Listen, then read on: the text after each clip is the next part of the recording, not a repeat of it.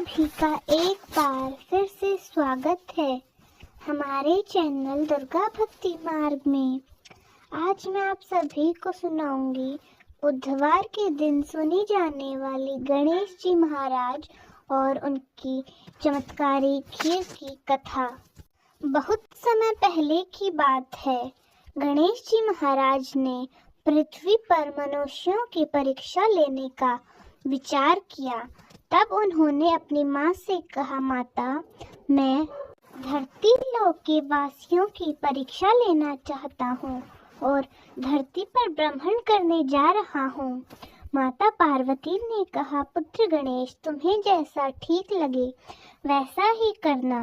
पृथ्वी पर ब्रह्मण का विचार किए गणेश जी महाराज ने एक बालक का रूप बनाया और अपने हाथ में चम्मच में दूध लिया और दूसरे हाथ में एक चुटकी चावल ले ली और गली गली घूमने लगे। साथ ही आवाज लगाते जा रहे थे, कोई इन चावल और दूध की मेरे लिए खीर बना दो, कोई मेरे लिए खीर बना दो। गांव में उन पर कोई भी ध्यान नहीं दे रहा था, बल्कि सब लोग उन पर हंस रहे थे। वे एक दूसरे से कह रहे थे कि यह नासमझ बालक चम्मच भर दूध और एक चुटकी चावल की खीर बनाने को कह रहा है। भला एक चुटकी चावल और चम्मच भर दूध की भी खीर बन सकती है क्या?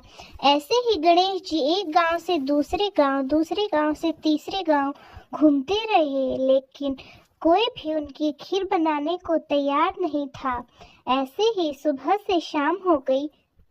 कोई मेरे लिए खीर बना दो, कोई मेरे लिए खीर बना दो, ऐसा कहते कहते गणेश जी सोचने लगे, कोई मेरे लिए खीर नहीं बना रहा है, अब मैं क्या करूं? तभी वहां एक बुढ़िया माई अपनी झोपड़ी से बाहर बैठी थी। वे गणेश जी को देखकर बोली, बेटा ला, मैं तेरे लिए खीर बना देती हूँ, मुझे तेरी खीर का सामान दे दे। गणेश जी बोले, माई, तुम्हारे घर में से बर्तन ले आओ। बुढ़िया माई दो छोटी छोटी कटोरियां ले आई, लेकिन गणेश जी महाराज बोले, तुम्हारे घर का जो सबसे बड़ा बर्तन है वह खीर बनाने के लिए ले आओ। बूढ़ी माँ ने सोचा, बच्चे का मन रखने के लिए सबसे बड़ा बर्तन ले आती हूँ। बुढ़िया माई घर का सबसे बड़ा बर्तन लेकर बाहर आ गई। गणेश जी ने चम्मच से दूध और चुटकी से चावल डालना शुरू कर दिया। तब बुढ़िया माई के आश्चर्य की कोई सीमा न रही। यह चमत्कार कैसा है, वे कुछ नहीं समझ सकी और देखते ही देखते पतीला दूध से भर गया। बुढ़िया माई ने उस पतीले को चूल्हे पर चढ़ाकर खीर बनाना शुरू कर दिया। तब गणेश जी बोले, माई, तुम खीर बनाओ, मैं स्नान आदि करके थोड़ी देर में वापस आकर खीर खा लूंगा। बूढ़ी माई बोली, बेटा, इतनी ढेर सारी खीर का मैं क्या करूंगी, इसे कौन खाएगा? तब बालक गणेश बोले, माई, तुम सारे गांव को खीर खाने का न्योता दे दो। बुढ़िया माई बोली, ठीक है, मैं पूरे गांव को कह देती हूँ। बूढ़ी माई की खीर की खुशबू धीरे धीरे पूरे गांव में फैलने लगी। अम्मा ने घर घर जाकर खीर खाने का न्योता सभी घरों में दे दिया। आज मेरे घर खीर का प्रसाद बना है, आप चखने आना। पड़ोसन बोली, अम्मा, आप लोगों के घर खाने के तो लाले रहते हैं, आज आप खीर कहाँ से लाओगी?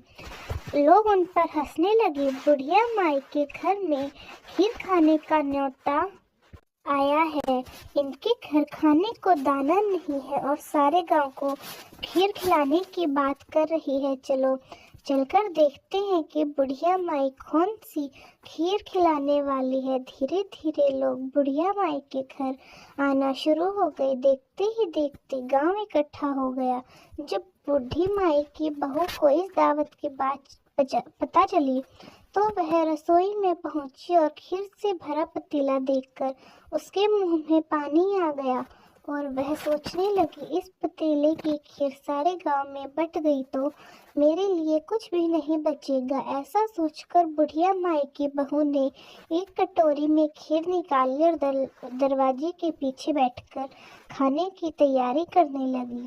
खाने से पहले बोले, गणपति जी भोग स्वीकार करे। ऐसा कहकर वह खीर खाने लगी। बुढ़िया माई की बहू के लगाए इस भोग से गणेश जी प्रसन्न हो गए। जब बाल गणेश स्नान करके वापस आए तो बुढ़िया माई बोली, आजा बेटा, अब तू भी स्नान करके आ गया है, आजा, मैं तुझे खीर परोस देती हूँ, खीर खा ले। तब बाल गणेश बोले, माई मेरा पेट तो खीर से पहले ही भर गया है, अब तुम यह खीर अपने परिवार को खिलाओ और सारे गांव को खीर बांट दो। तो बुढ़िया माई पूछने लगी, बेटा तुमने यह खीर कब खाई? गणेश जी महाराज बोले, जब तुम्हारी बहू ने रसोई के दरवाजे के पीछे बैठकर मुझे भोग लगाया तब मैंने खीर खा ली। तब बुढ़िया माई समझ गई यह जरूर गणेश जी महाराज की कोई नई लीला है। वे हाथ जोड़कर उनके आगे खड़ी हो गई। गणेश जी महाराज बोले, बुढ़िया माई तुम भी खीर खाओ और अपने परिवार को खिलाओ, पूरे गांव को भी खीर बांट दो। उसके बाद बची हुई खीर को 4 पतीले में रखकर अपने घर के चारों कोनों में रख देना। अब बुढ़िया माई ने पूरे गांव को खीर खिलाई और बची हुई खीर 4 बर्तनों में करके अपने घर के 4 कोनों में रख दी और सो गई। जब वह सुबह उठी तो उसके आश्चर्य की कोई सीमा ही नहीं थी। वे सोचने लगी, हे जगन्नाथ भगवान, ये मैं क्या देख रही हूँ? पतीले में खीर के स्थान पर वहाँ हीरे मोती और जवाहरात भरे थे। विघ्नहर्ता गणेश, आप मुझ पर बहुत बड़ी कृपा कर रहे हैं। माई को अपनी दयालुता का फल प्राप्त हो चुका था। उसकी सारी दरिद्रता और उसके सारे कष्ट परेशानियां सब दूर हो चुके थे। गणेश जी महाराज, जैसी कृपा आपने बुढ़िया माई पर की वैसी अपने सब भक्तों पर करना। कहानी कहने वाले, सुनने वाले और हुकारा भरने वाले सब पर करना। तो दोस्तों अब सुनिए गणेश जी भगवान की दूसरी कहानी। एक समय की बात है, एक गांव में एक डोमन जाति की विमला नाम की औरत रहा करती थी। वह बहुत ही नेक स्वभाव की थी, लेकिन कहते हैं ना, पिछले कर्मों का फल हमें भुगतना ही पड़ता है। उसके जीवन में अपार दुख थे। उसका पति हमेशा बीमार रहा करता था। उसके 4 बच्चे थे। सभी की जिम्मेदारी विमला के कंधों पर ही थी। बेचारी विमला बांस की टोकरी बना बना कर बेचा करती थी। कभी उसका चूल्हा जलता तो कभी भूखे पेट पानी पीकर ही सोना पड़ता था। एक बार विमला बांस की टोकरी और बांस का पंखा एक सेठ के घर बेचने गई। वहां पर उसने देखा कि गणपति पापा की पूजा करने से जीवन के सारे दुख दूर हो जाते हैं। चाहे उसके पिछले जन्म कितने भी खराब क्यों न हो, पर गणेश जी की पूजा करने से लखपति बन जाते हैं। विमला गणेश भगवान की इतनी महिमा सुनकर गणेश भगवान को पूजने का नियम कर लेती है। गणेश भगवान की मूर्ति लाने के लिए विमला दिन रात काम करने लगती है। बहुत मेहनत करने के बाद कुछ पैसे एकत्रित कर पाई। इसी बीच पौष माह आ गया।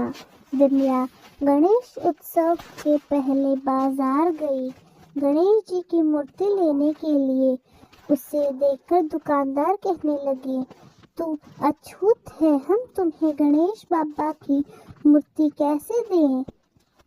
उस बाजार में मूर्ति की 3 दुकानें थी। विमला एक के बाद एक दुकान पर गई और तीनों दुकानदारों ने उसे दूर खड़े रहने के लिए कहा और गणेश जी की मूर्ति भी नहीं दी। इस तरह विमला गणेश भगवान को याद करती और रोती हुई अपने घर वापस आ गई। विमला अपनी दादी नानियों से कहानियों में सुना करती थी कि ब्रह्मांड में सबसे पवित्र गाय का गोबर माना जाता है। विमला ने निर्णय कर लिया कि वह गाय के गोबर का गणपति बनाएगी और उसी की पूजा अर्चना किया करेगी। इसी प्रकार विमला के घर के एक कोने को गाय के गोबर से लीप कर साफ किया। वहां पर एक लकड़ी का टुकड़ा रखा, उसी पर गोबर के गणेश जी को स्थापित कर पूजा व्रत का संकल्प कर लिया। विमला पूरी श्रद्धा से गणेश भगवान के नाम का जाप करती रहती। घर में जो भी खाने को रहता गणेश भगवान को अर्पित किया करती। साथ ही दूध और फल भी जितना मिलता गणेश भगवान को भोग लगा देती थी। इस तरह पूजा करते करते उसे 10 दिन हो गए। जैसे गांव के लोगों ने अपने घर में रखी गणेश जी की मूर्ति का पानी में विसर्जन किया, वैसे ही सभी गांव के लोगों के चले जाने के बाद विमला ने भी अपने गोबर से बने गणेश जी को पानी में विसर्जित किया और गणेश जी का जयकारा लगाती हुई घर वापस आ गई। विमला के घर में घुसते ही उसका घर महल में बदल गया। उसके घर में अन्न के भंडार भर गए और उसका पति स्वस्थ हो गया। गणेश भगवान का चमत्कार देख विमला और उसका पति भगवान गणेश का जयकारा लगाने लगे। भगवान ना ज्यादा देखते हैं और न ही दिखावा, वे तो सिर्फ श्रद्धा देखते हैं। हे गणेश महाराज, जैसे आपने विमला पर अपनी कृपा बनाए रखी, वैसे ही अपने सब भक्तों पर अपनी कृपा बनाए रखना। गणेश जी की जय। अब सुनिए गणेश जी महाराज की तीसरी कहानी। बहुत समय पहले की बात है। एक गांव में एक बुढ़िया रहती थी। वह बहुत ही गरीब थी। उसकी आंखों से उसे दिखाई नहीं देता था। उसका एक ही बेटा और बहू थे। वे बुढ़िया सदा ही गणेश जी भगवान की पूजा किया करती थी। एक दिन गणेश भगवान प्रसन्न होकर बुढ़िया माई के सामने प्रकट हो जाते हैं और कहते हैं कि बुढ़िया माई, तू चाहे वो मर मांग ले, तेरी सारी इच्छा पूरी हो जाएगी। तब बुढ़िया माई बोली कि प्रभु, मुझे तो मांगना नहीं आता, मैं कैसे और क्या मांगू। तब गणेश जी कहते हैं कोई बात नहीं, कल मैं फिर से आ जाऊंगा, तब तुम मुझसे कोई भी वरदान मांग लेना, तब तक तुम सोच कर रख लो। तब बुढ़िया माई अपने बेटे के पास गई और बोली, बेटा, गणेश जी मुझ पर प्रसन्न हुए और मुझे वर मांगने को कहा, तो बताओ मैं क्या मांगू। तब पुत्र बोला कि माँ देखो, हम लोग कितने गरीब हैं, हमें धन की बहुत जरूरत है, तो गणेश जी भगवान से धन मांग ले। तब बुढ़िया माई अपनी बहू से पूछती है।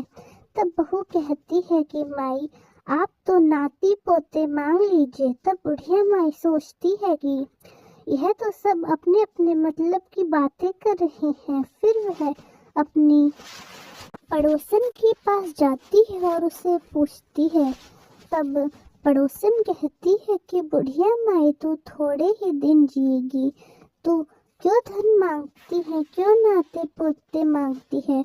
तू अपने लिए अपनी आंखों की रोशनी मांग ले, जिससे तेरी जो बची कुची जिंदगी है वह आराम से कट जाए। तब बुढ़िया माई अगले दिन घर के मंदिर में जाकर बैठ जाती है। तब तक गणेश भगवान प्रकट होते हैं। गणेश जी कहते हैं, बुढ़िया माई बताओ तुम्हें क्या चाहिए, जो तुम्हें चाहिए वह मांग लो। तब बुढ़िया माई कहती है कि भगवान, यदि आप मुझे पसंद है तो आप मुझे ना करोड़ की माया दे, निरोगी काया दे, अमर सुहाग दे, आंखों की रोशनी दे, नाती पोते दे और परिवार का सुख दे, अंत में मोक्ष की प्राप्ति दे। यह सुनकर भगवान बोले कि बुढ़िया माई, तूने तो हमको ठग ही लिया, फिर भी तुमने जो मांगा है वह। इतना कहकर गणेश जी महाराज अंतर ध्यान हो गए। बुढ़िया माई ने गणेश जी महाराज से जो कुछ भी मांगा था वह सब उसे मिल गया। हे गणेश जी महाराज, जैसे आपने बुढ़िया माई पर अपनी कृपा रखी, वैसे अपने सब भक्तों पर करना। कहानी कहने वाले, सुनने वाले और हुक्कारा भरने वाले सभी की मनोकामनाएं पूर्ण करना। तो दोस्तों, कैसी लगी आपको हमारी आज की कहानी? कमेंट्स में ज़रूर बताएं। धन्यवाद। बुधवार के दिन सुनी जाने वाली गणेश जी की कहानी। बहुत समय पहले की बात है। किसी गांव में एक सेठ रहा करता था। वह गणेश जी का अनन्य भक्त था। गणेश भगवान की भक्ति उसे उसके पिता से विरासत में मिली थी। वह हर रोज प्रभु को भोग लगाता, गणेश भगवान की आरती करता, उसके बाद ही स्वयं भोजन किया करता था। गणेश भगवान की उसके ऊपर विशेष कृपा थी। उसके घर में किसी भी चीज की कमी नहीं थी। केवल उसकी पत्नी को छोड़कर उसे भगवान की पूजा करना बिल्कुल भी पसंद नहीं था। वह रोज सुबह सवेरे चिल्लाती और एक ही बात कहती थी, क्या शोर मचा रखा है? रोज रोज घंटी और शंख बजाकर पूरा गांव इकट्ठा कर लेते हो। सेठ उससे बहुत समझाता, पर वह कहाँ मानने वाली थी। एक दिन सेठ को किसी काम से बाहर जाना पड़ा। उसने अपनी पत्नी से बड़े प्रेम भाव से कहा, शांति, मुझे कुछ दिनों के लिए बाहर जाना है। इतना काम कर देना कि गणेश जी भगवान को भोग लगा देना, नहीं तो प्रभु भूखे ही रह जाएंगे। शांति ने अनमने मन से बात को सुना। जब सेठ चला गया तो उसे एक उल्टी चाल सूझी। उसने सोचा, यदि गणेश जी बाहर फेंक आऊं तो रोज रोज की आरती, पूजा, भोग और शंख की आवाज की झंझट ही खत्म हो जाएगी। उसने घर के पीछे जाकर एक गड्ढा खोदा, उसमें गणेश भगवान की मूर्ति को दबा दिया और घर में वापस आ गई। सेठ जब घर वापस आया, उसने मंदिर में गणेश जी भगवान को नहीं देखा तो वह भागा भागा शांति के पास गया और कहने लगा, शांति, मेरे प्रभु श्री गणेश कहाँ है? वह मंदिर में नहीं है। शांति अनजान बनकर बोली, मुझे तो नहीं पता, मैंने तो कल रात धूप आरती और भोग लगाकर पर्दा लगा दिया था। सेठ पागलों की तरह गणेश भगवान को पूरे घर में खोजता रहा। उसे मन ही मन में सोचता रहा कि यह काम शांति का ही हो सकता है। उसे ही मैंने पूजा पाठ की जिम्मेदारी दी थी और उसे ही मेरी पूजा पाठ करना पसंद नहीं है। उसने शांति से कहा, शांति, यदि मेरे प्रभु नहीं मिले तो मैं खाना पीना सब छोड़ दूंगा। शांति को लगा कि 1-2 दिन तक नाटक करेंगे, उसके बाद सब ठीक हो जाएगा। सेठ को रोते बिलखते देख 7 दिन हो गए। वे शांति से बोला, शांति, मुझे पता है तुम्हें ही मेरी पूजा करना पसंद नहीं था, इसलिए तुमने मेरी गणेश जी की प्रतिमा को कहीं छुपा दिया है। यदि तुमने मेरे गणेश जी को कहीं छुपाया है तो बता दो। अगर मुझे मेरे गणेश जी की प्रतिमा नहीं मिली तो मैं कुएं में कूदकर अपनी जान दे दूंगा। अगर शांति मुंह खोलती तो उसका पूरा झूठ पकड़ा जाता, इसलिए वह बोली, आप मुझ पर शक कर रहे हो, मुझे तो सच में कुछ नहीं पता, मैं नई प्रतिमा लेकर आती हूँ। पर सेठ को वही प्रतिमा चाहिए थी। फिर वह सेठ कुएं में कूदने लगा। ये सब शोर की आवाज सुनकर गांव के सभी लोग इकट्ठा हो गए।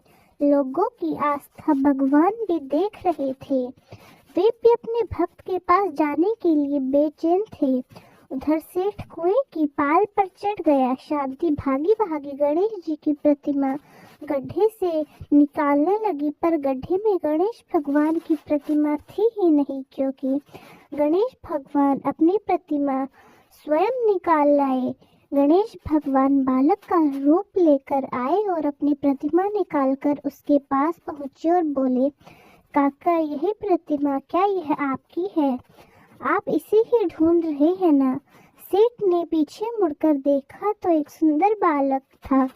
उसके हाथ में वही गणेश जी की प्रतिमा थी जो सेठ ढूंढ रहा था। वह पाल से नीचे उतरा, प्रभु को गले से लगाया, रोते रोते गणेश जी की प्रतिमा को स्नान कराया और भगवान को मंदिर में स्थापित किया। वह बालक शांति की तरफ देखकर मुस्कुरा रहा था। शांति सोच में पड़ गई कि इस मूर्ति का पता इस बालक को कैसे चला। सेठ के साथ शांति भी अंदर चली गई। सेठ ने रोते रोते बड़े भाव से गणेश भगवान को स्थापित किया, पूजा की और उस बालक का खूब धन्यवाद दिया। बालक जो कि स्वयं भगवान ही थे, वह बोला, काका मुझे भोग लगाओगे नहीं क्या? सेठ भागा भागा गया और भोग लेकर आया। जैसे ही भोग लेकर आया तो उसने देखा कि वह बालक जा चुका था और तेज प्रकाश गणेश जी की प्रतिमा से उदित हो रहा था। शांति को अपनी भूल का पश्चाताप होने लगा। वह समझ गई कि स्वयं गणेश जी भगवान अपनी प्रतिमा स्वयं स्थापित होने के लिए लाए थे, मुझे दर्शन देने आए थे। दोनों भाव विभोर हो गए।